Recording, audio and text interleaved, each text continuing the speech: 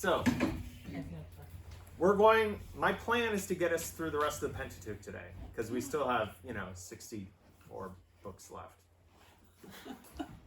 So we're going to go a little bit faster. There's going to be less pretty pictures, less things, but stop me at any point. Okay, so Leviticus, yay! It's a fun book. My favorite. Yep. That's everyone's favorite. So this one, unlike some of the texts we've seen previously in the Pentateuch, especially Genesis, if you remember that rainbow of sources I have up. And if you didn't get a chance to get one of the handouts, there's one right there. That's from before, so if it's been a while. So this one comes almost entirely from the priestly source, the P source. As we begin, in the first 7 chapters, we talk about sacrifices, which is always fun. So the sacrificial system that was developed in early Israelite history is pretty standard for neighboring cultures. That's something that you would expect to see in ancient Southwest Asia. Sacrifices were understood as being a gift to a god, but also using that. Remember, we talked about those treaties that we had last week?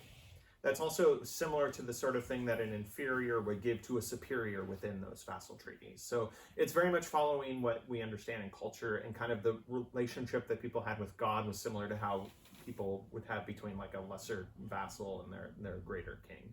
Right? So these are things that are happening in the culture, and that's why some of the things develop in the way we do as far as we can tell.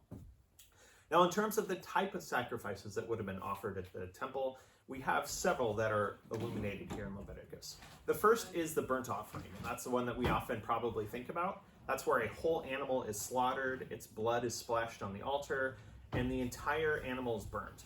And that's actually where the word Holocaust comes from.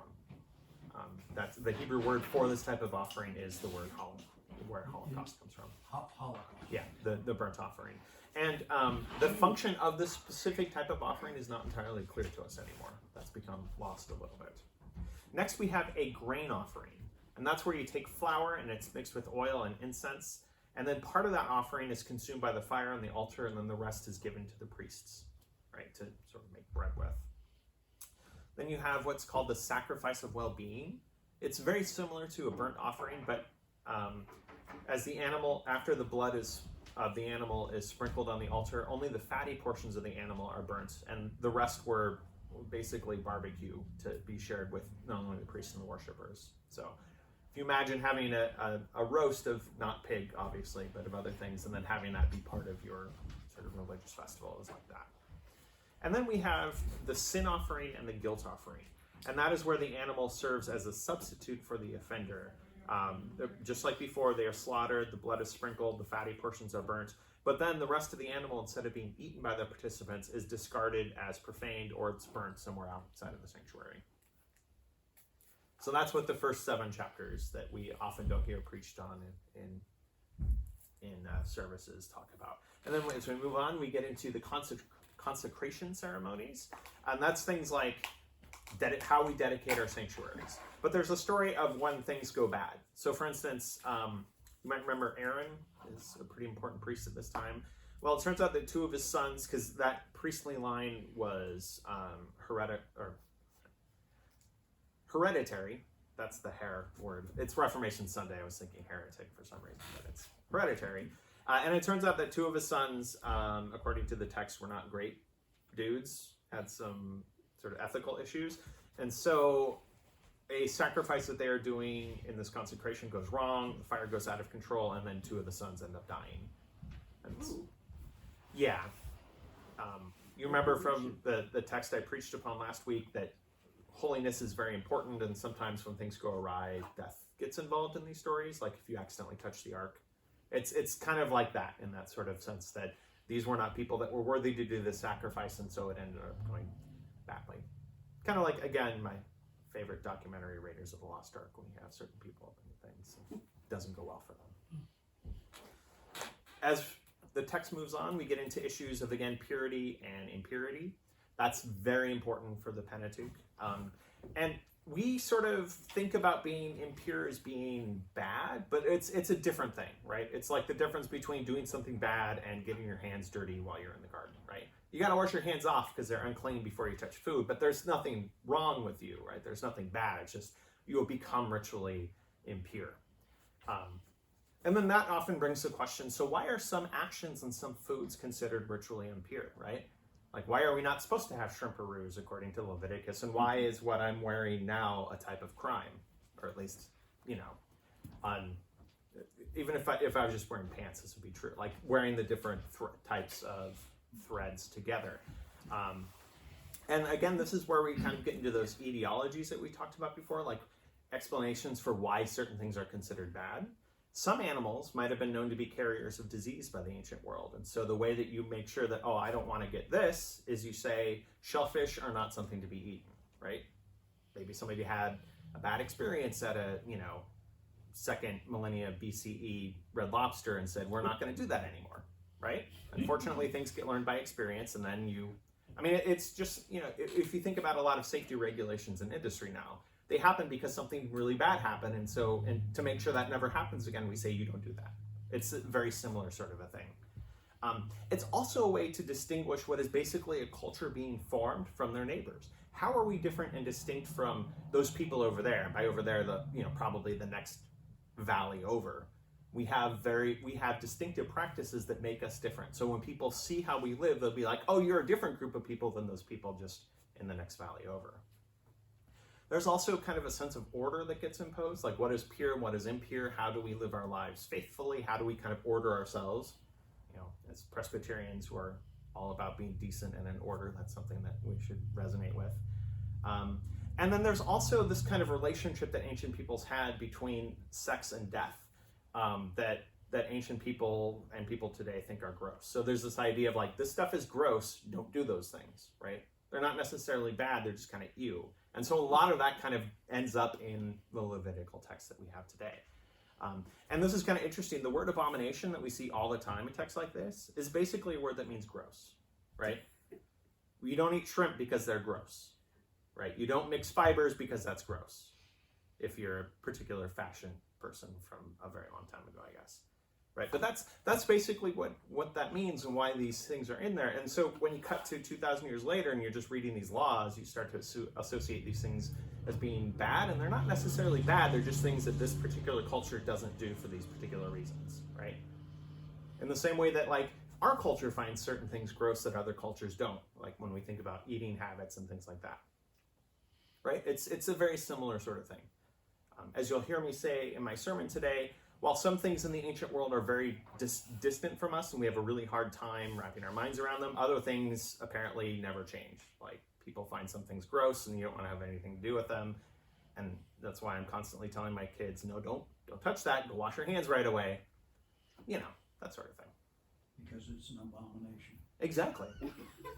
Do not touch that mushroom in the backyard, child. It is an abomination unto the Lord. A word I use very often. Yeah. No. I will pay her therapy bill someday if I start to. Okay. Moving on, we have an entire chapter dedicated to the Day of Atonement, Yom Kippur.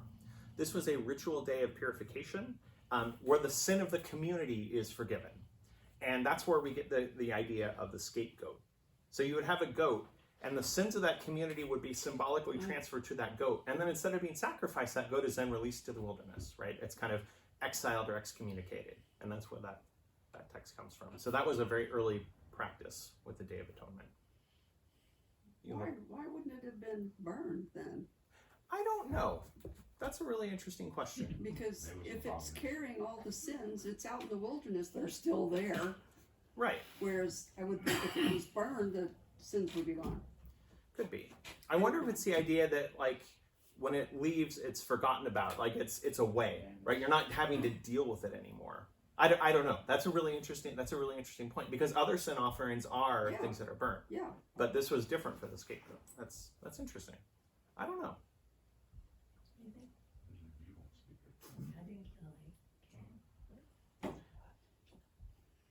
Maybe it's a effort of banishment. Quite possibly. And the goat would probably starve to death anyway. Yeah. It could be capital punishment too. They may not. Right. They may not have believed in just blatantly killing anything, just even for that reason, perhaps. Yeah. All those things are entirely possible. Okay. Remember when I talked, I think it was last time, about holiness? Kind of the importance of holiness? maybe that was a while ago. Anyway, next we get into the Holiness Code, which is a pretty significant part of, right down there.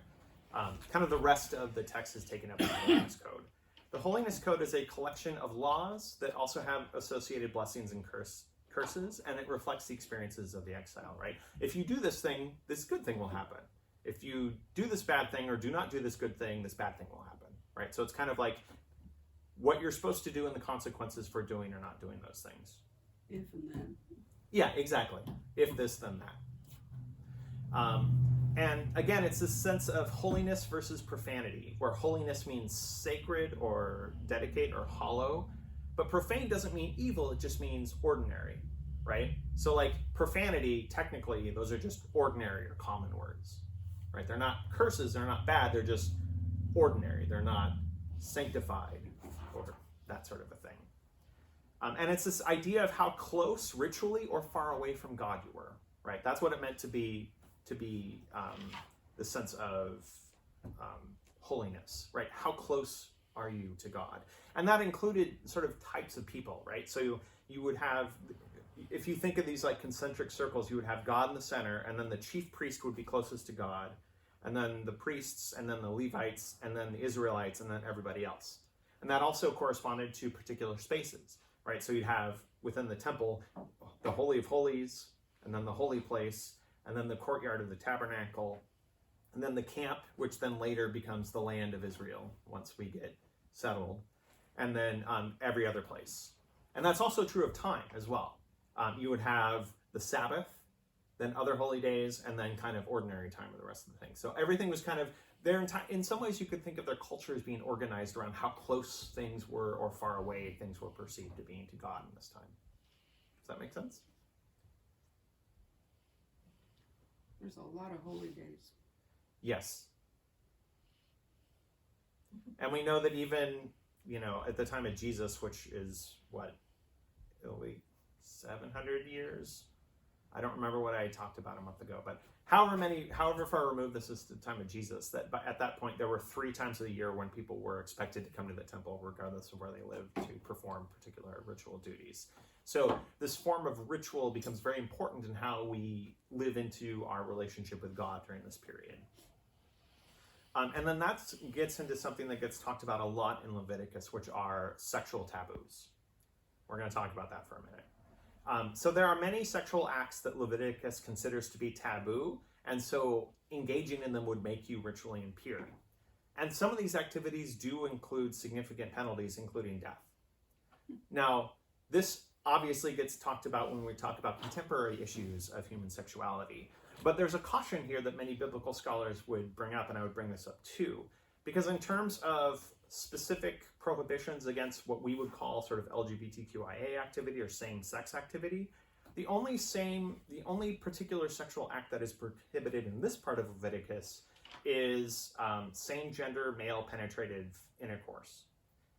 That's kind of it. Like, it doesn't think about or talk about any other sort of form of human sexuality that would exist outside of a opposite gender married relationship.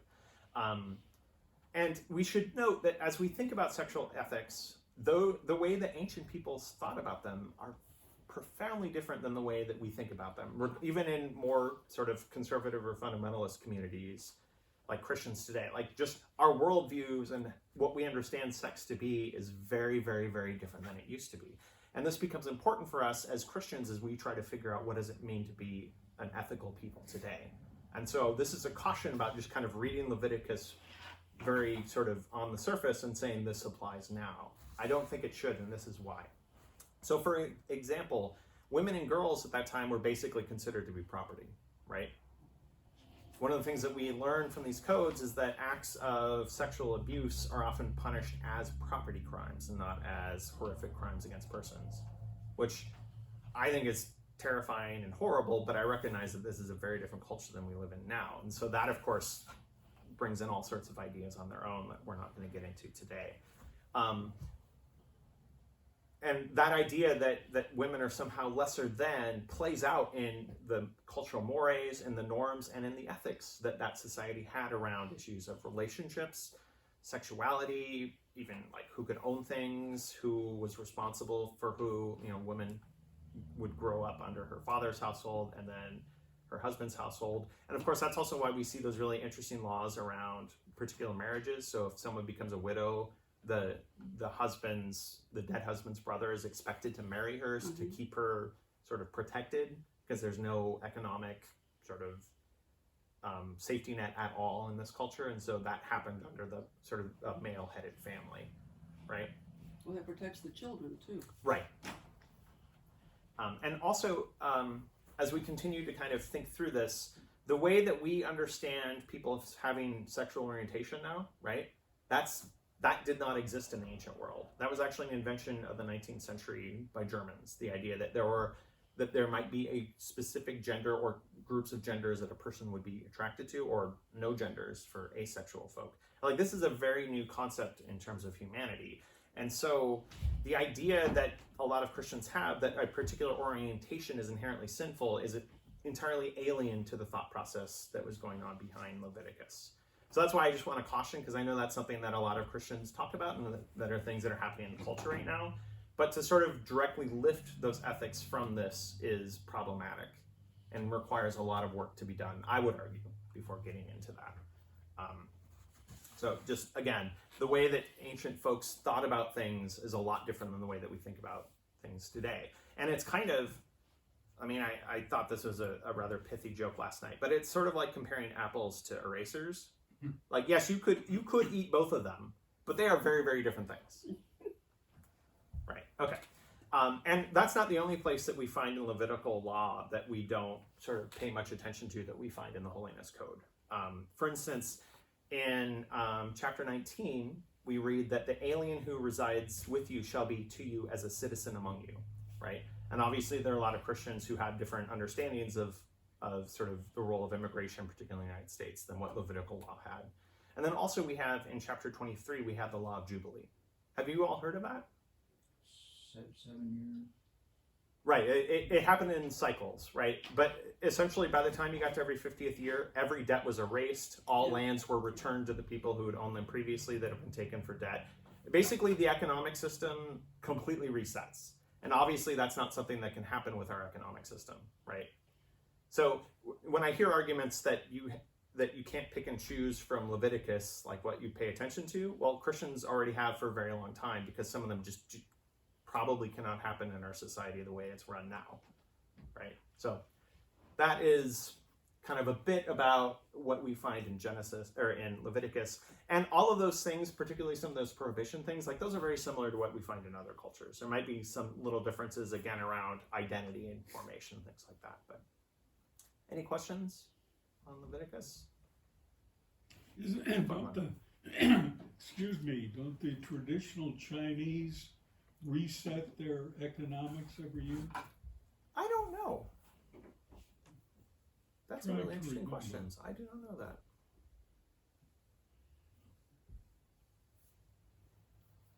Yeah. As I was thinking about this a little bit, and how difficult that would be for us now. Imagine if like your credit score reset, but it wouldn't just be that. It would be like everything, including like I assume there's still a TSA watch list. I know 9/11 was a very long time ago, but like all of those sort of lists that people get on and all those debts that people have are completely reset once in a generation, right? Imagine what sort of upheaval that would do if we decided to do that now, right? Like we would be a very different society if we lived under that kind of thing, which is anyway fascinating to me. So numbers. I got here late, but the one question I had is, what's the derivation of the name or the term Leviticus? Is it from the Levites, or what does Leviticus mean? That is a very good question. I would assume that is directly related to the Levites, but I did not do any work looking into that. But I see someone on his phone right now, so Rick is about to tell you. Yeah, I'm trying to find something. That's a good question. Genesis, I know what that means. Exodus, Right. I know what that means. And also, I don't remember if you remember me mentioning this, but the entire Pentateuch was most likely composed as one, like when it was finally all edited together, it was probably meant to be one big thing. And the reason why it gets divvied up into these 5 books is because It's for a technological reason, because those were about the size of how big you could get a scroll. And then the names do come a little later. But yeah, that's a very good question. You find anything? Of the Levites. Yeah, that makes sense. And it also makes sense coming from the priestly source, since the Levites were sort of a priestly house. Primarily concerned with priests, members of the priesthood, Levites, yeah. Right. So the people who would be very concerned about ritual purity, this is their book, which is why a lot of people nowadays, at least in sort of more mainline Christian settings, don't spend a lot of time thinking about Leviticus, because it's a very different culture, and we just don't. I mean, I'm sure there are a lot of churches that spend a lot of time preaching through these. That has not been my experience, so I'll just leave it at that. It could be, though. A lot of good stuff in there. Okay. You also, Yeah, please. One of these says that in the Hebrew, the book of Leviticus is named for its opening word, Vayakra, meaning and he called. So it kind of setting out, calls out Moses, and then transmits the set of instructions. So. Interesting. Thank you. Okay. Numbers. So we now sort of return to our journey in the wilderness, because we haven't actually finished the Exodus narrative yet. Even though there's been a lot of talk about how society will be set up once we get there. But this takes us back to the journey from Egypt into the Promised Land. And it starts with this census. The census that gets talked about is the first of the first generation outside of Egypt and those born since the Exodus, because there's a long period of time that it takes them. And again, I almost thought about putting, as I mentioned last time, that recalculating joke, and then I realized that it's actually, it's copyrighted and it's a person's work, and I didn't want to steal it. But it's all over social media, so you've probably seen it, or you could easily see it if you haven't seen it yet. But this is a process that happens, and it takes long enough that we now have a new generation of people who are born within the story only knowing the Exodus experience and not knowing what life was like under Pharaoh. And as we kind of are still talking about that, we now talk about how do we organize our camp, right? Because in the text, it's a lot of people. Where do they all live? Who lives where? Which tribes are going to go where? Where does the tabernacle go? Remember, that was the big tented structure where the presence of God was placed, that will sort of become the layout for what the later temple will look like. So all that stuff is talked about. And then we get into some more divinely given regulations on law and ritual and purity, because again, these were very important concepts for this culture. And then we get some duplicates and some supplements of the things that we've read before. So just kind of more information from the things that we've seen before. And then the text talks about the wanderings of the people. And there's a chronological framework given within this idea of 40 years. Because 40 is a pretty significant number within this culture. And that's where that really kind of gets this kind of down that they were in the wilderness for 40 years. And then we start talking about some fun things. So rebellion, right? Not everyone was on board with the whole let's wander around without a homeland for a generation. And so we start to hear about, in chapter 12, we get Miriam and Aaron, who are engaged in acts of rebellion. Then we get an episode, what's called the episode of the spies, which we can read later if we want. That's a fun one. And then we even get to the priests rebelling in 16 and 17. And then, remember the bronze serpent? Do you all remember that story? That's a really fun one. I remember that from 80s era children's Bibles, because anything involving animals is fun, even if the story behind it is not great. Basically, fiery serpents are sent as punishment for their complaining about the bread, like you do. And so it's this idea about be careful about complaining about your meals. And then Moses constructs this bronze serpent, has the people look at it, and then that kind of protects them from the bites of these fiery snakes. There's some fascinating stories in the Hebrew Bible. Anyway. And then you get this pattern of the sense of opposition to what's happening. Because again, the people have been grumbling throughout this entire experience in the narrative, as we remember from Exodus. That does not change. Now there's open rebellion in some cases. So this becomes a pattern. But you also get this resistance from the people whose lands they're going into. Because this isn't just terra nullius, right? There are people living in these places. And when you have this group of people wandering through, sometimes people don't like it. You know, there's kind of this whole like stay off my property thing that was happening. And so this pattern that we see in this part of Numbers is that a ruler of a territory that the Israelites want to go through does the whole, you know, Gandalf, you shall not pass, or get off my lawn, whichever you prefer. And then that ruler is defeated through divine assistance. So God comes along and sort of gets them out of the way. And then you have these preparations in which you can now enter into the promised land, right? These things are being prepared. So that's basically Numbers. I'm ushering us through these fairly quickly, but so that's kind of the basic framework and some of the themes we see in Numbers. Sound good? Great. Deuteronomy.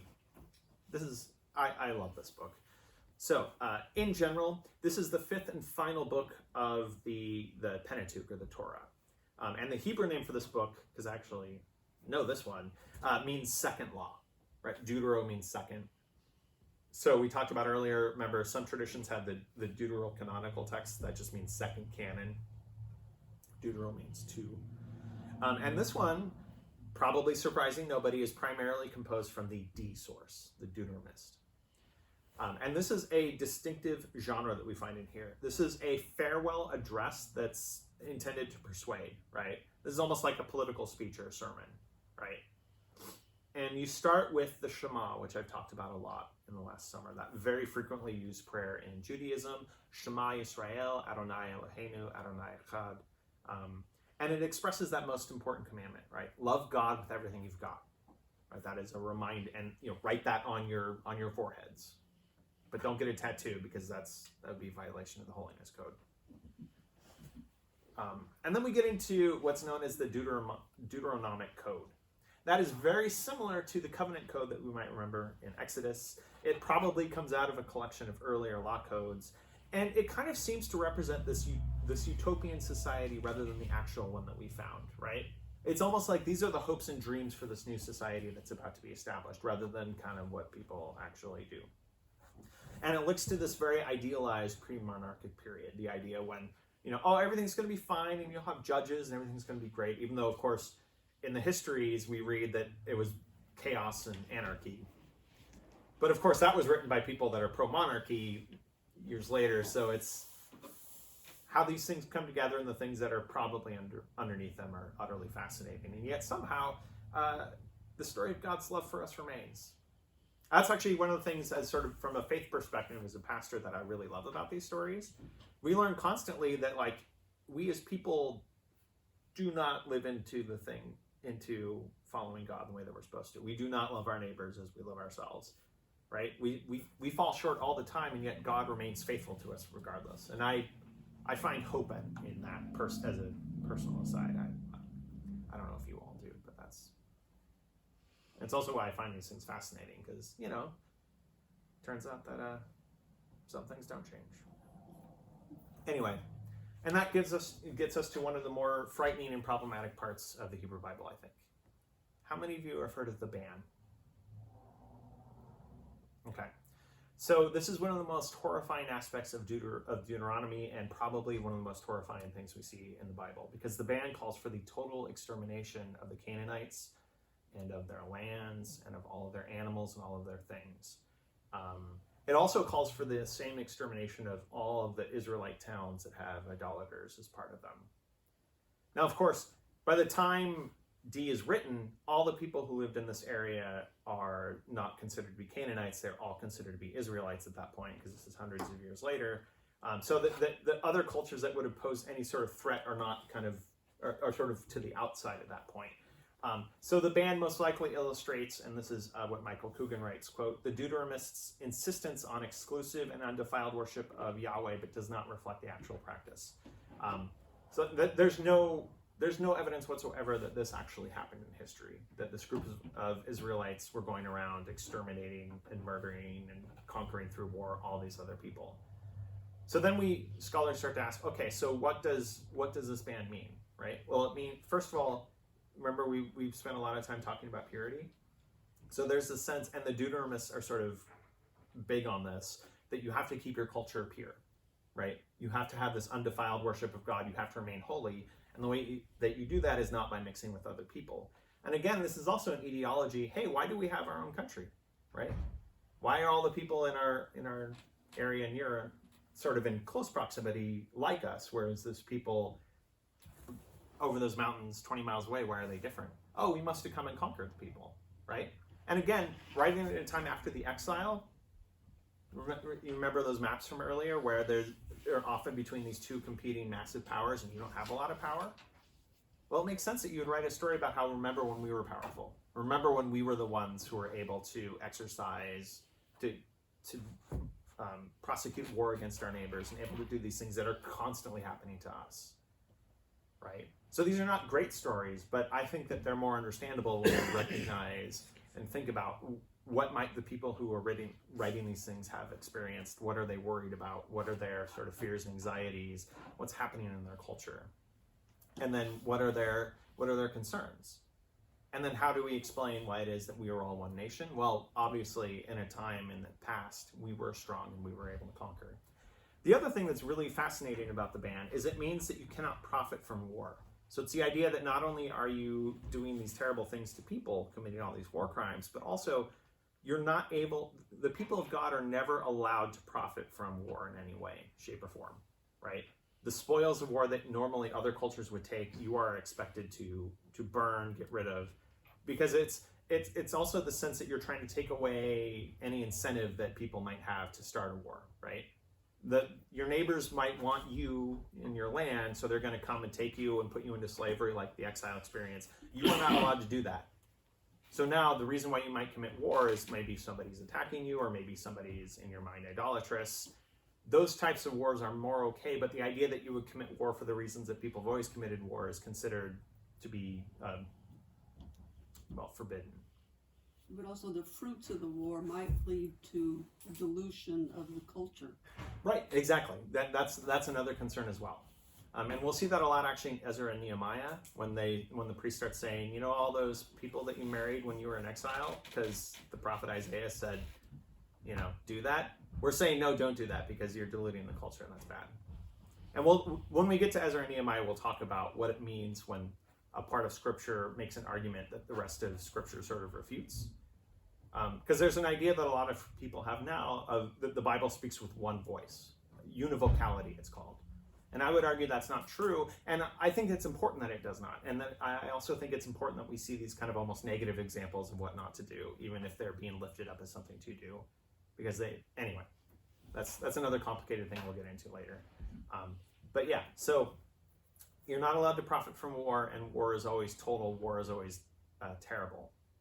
But again, it's horrifying when you read it, but there's no evidence whatsoever that actually happened in history, which doesn't make what the text is any easier for us. But hopefully that's a little bit of context to kind of not necessarily understand or appreciate what it's saying, but kind of help us navigate it a little better. Does that make sense? It sounds almost like it would be used as evidence to justify ethnic cleansing and ethnic purity in the modern era. Right. And ethnic superiority. Right, and it has been. We know in history. You think about all the terrible things that happened during the Doctrine of Discovery. You think about kind of not only sort of how manifest destiny played itself out within Christian circles here in North America, but you think about like the Voortrekkers in South Africa. They would use texts like this to justify what they were doing against indigenous peoples. So that's why I think it's important that we know these stories and kind of try to understand them, because when we don't know the stories, then people come along and say, well, the Bible says we can do this. How many Christians throughout history have said, oh, well, Bible says, so we have to do that. And so it's kind of being aware of what's in the text and being aware of the ways it's been misused in really abusive ways, I think is, well, and genocidal, literal genocidal ways, I think is important. And to me, it prompts a question of when or where in the Bible is this refuted? Or is this sort of made moot? Well, we see this in different places all over, right? So, for instance, how you treat one's neighbor And that's something that we see as an insistence throughout the Hebrew Bible, but also the idea of neighbor changes. I talked about this during our VBS, and if we get to that point, and we're still together, we'll talk about it again. But there's this idea that the idea of neighbor in the Hebrew Bible starts with the person who is probably a familial relation who lives next door, and then that gets expanded upon. To even, as we get to kind of the Exodus narrative, there's a sense that even the Egyptians who are our enemies and our oppressors are still neighbors. And then there's actually pushback against that. So we have this conversation that's happening within the text itself about who our neighbor is.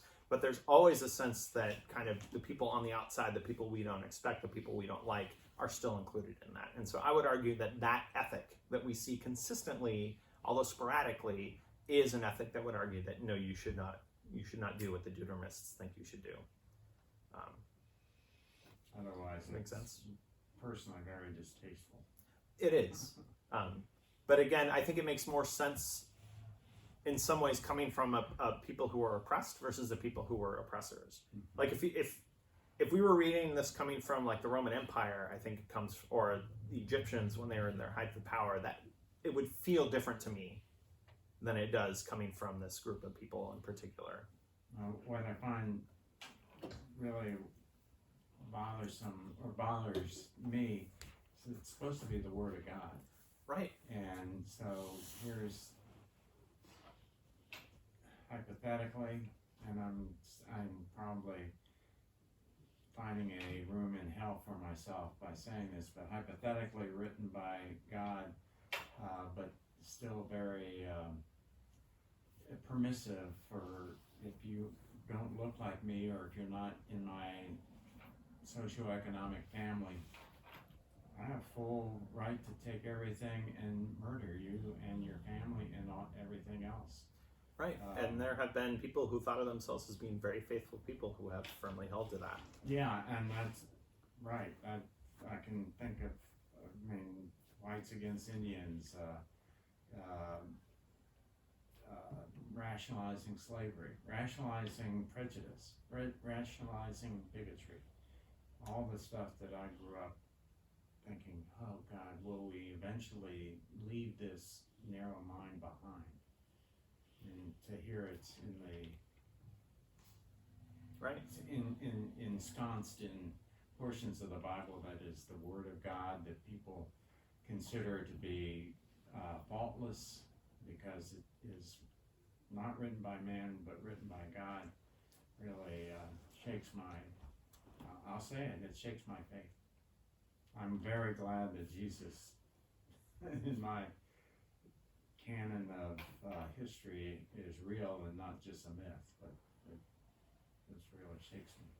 I don't know exactly what how to interfere with my own interference. This whole thing of totally destroying the Canaanites. What if the idea of almost assimilation, to where the Canaanite culture wasn't annihilated, but that the people accepted them to where they were neighbors. I'm reaching for straws here, but just and assimilation kind of implies that they've taken on our culture, but maybe it's just that our culture has accepted them as a neighbor, so that culture of Canaanites has been destroyed by the fact that now they are accepted as neighbors. I don't know. I'm just kind of if there's no evidence that the people were destroyed, maybe the concept of those people was destroyed. Right. And I think what we see in the historical record is that the Israelites were a group of Canaanites, and eventually kind of that culture spread, but like the people didn't go anywhere. And also what's interesting is while, and I forget where, I think this is getting into the histories, there's this kind of idea that all the Canaanites were wiped out. A few chapters later we get to, and then all these Canaanites, right? Like the text itself makes it very clear that this never happened. And this was something that was not going to happen. And then To your point, Chip, and I should probably let our choir people go in just a second here. One of the things that I love about our tradition in the Reformed tradition is we recognize that how we read Scripture is influenced by our theology, and how we read Scripture influences our theology. And so that, I think, puts the onus on us as a community and as people of faith. How do we read these stories as faithful people, right? If we're going to read all of these as literal, this is what we're supposed to do, we're going to find ourselves with some problems. And I suspect that's why I take a lot of issue with some of our more fundamentalist friends and how they understand the world. Because they do read, at times, texts like this as literally as they choose to. And I find that deeply problematic.